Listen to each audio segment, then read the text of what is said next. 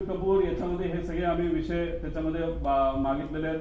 त्यांना कौटुंबिक अडचण होती. आता ती कौटुंबिक अडचण खूप खोलात जाऊन मी म्हणणार नाही, आणि त्या विषयाला धरून त्याचं ब्लॅकमेल तिथे झालं असावं, आणि मग ते ब्लॅकमेल त्या ठिकाणी झालं असल्यामुळेच ते जे काही घटना घडल्या अशी शंका आहे की त्यांनी मुद्दामूनच त्या घटना त्या ठिकाणी घडून आणल्या. कारण बऱ्याच एक्सपर्टशी बोलल्यानंतर विमान ज्या पद्धतीने कळलं ते मुद्दामून मॅन्युअली, आणि ट्रान्सपॉन्डर हे विषय तुम्हाला त्या आधीच्या ह्याच्यामध्ये सांगितलेलं आहे. याच्यात खोलात जाऊन चर्चा करायची जरूरत आहे.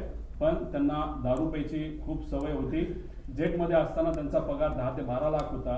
पण आता या कंपनीमध्ये आल्यानंतर, कारण त्यांचं लायसन्स बंद झालं होतं, ते 3 वर्ष बंद होतं. कोविडच्या काळामध्ये त्यांना काम मिळालं नाही. 5 वर्ष ते बिना पैशाचे होते, नाही पगाराचे होते. आणि त्यानंतर लेअर जेटमध्येच त्यांना संधी का दिली? कारण लेअर जेट बघतच नाही काय की कोण कसला आहे, काय कोणाला काय अनुभव आहे, कोण कुठं दारू पिला होता का काय वेगळं केलं होतं. लेअर जेटमध्ये आल्यानंतर त्यांचा पगार 12 लाखावरनं 3.5 लाखावर आला, आणि त्यात 25,000 रुपये का 20,000 रुपये प्रत्येक एका विमानाच्या फेरीला त्या ठिकाणी ते वापरायचे. असे जर 10 फेऱ्या केल्या तर 2.5 लाख, आणि 3, 3.5 म्हणजे 6 लाखाचा पगार त्याच्यामध्ये होता.